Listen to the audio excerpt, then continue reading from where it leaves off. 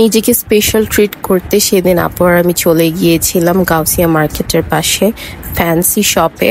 ওই নতুন একটা ব্র্যান্ড অ্যান্ড ওদের নক বিউটির সবগুলো মেকআপ এত অথেন্টিক অ্যান্ড অনেক বেশি রিজনেবল প্রাইসে ছিল।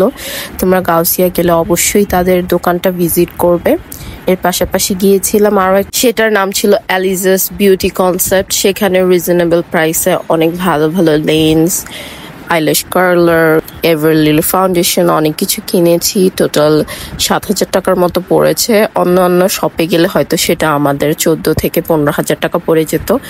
তো অবশ্যই গাউসিয়া মার্কেট গেলে এই দুটো সব ভিজিট করতে ভুলবে না। গাউসিয়ার একদম ভিতরে হয়, দোকানটা খুঁজে পেতে অনেকটা ঝামেলা হয়েছিল। এখানকার দেখানো লেন্সগুলোর প্রাইস 130 থেকে 200 টাকা রেঞ্জে ছিল। অনেক দিন পর সারাদিন শপিং করে খুব ভালো লেগেছে।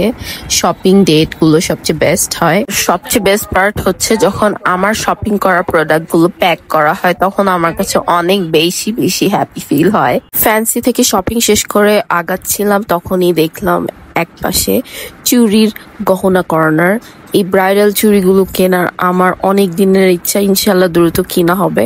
এরপরে সামনে যেতে একটা দোকানে আমি আর আপু রীতিমতো থমকেই গেলাম, কারণ সেখানে ছিল অক্সিডাইজ চুড়ি।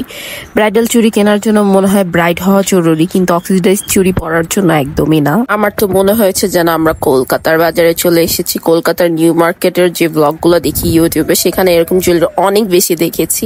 অন্যান্য শপগুলোর থেকে এই শপের জুয়েলারিগুলো ডিফারেন্ট ছিল, এবং আপু আর আমি একটাই হাতের, সেটার জন্য একদম মরিয়া হয়ে গিয়েছিলাম। এটা কিনতেই হবে, এবং এটার প্রাইস অনলি 200 টাকা ছিল। ওনার দোকানের প্রত্যেকটা গহনার প্রাইস 200 থেকে 400 টাকার মধ্যে ছিল।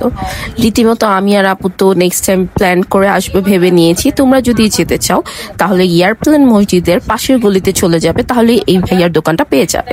এরপরে নিজেদেরকে একটু ঠান্ডা করার জন্য লাচ্ছি এবং লাবাং কিনে নিয়েছিলাম স্টার কাবাব রেস্টুরেন্টে, এবং শেষে আমরা ট্রাই করলাম তাদের নতুন জাফরানি ফিরনি, যেটা খেতে অনেক বেশি মজা ছিল। আপু এখানে রিভিউ দিচ্ছে। এই তো আজকে এই পর্যন্তই। সবাইকে আল্লাহ হাফেজ।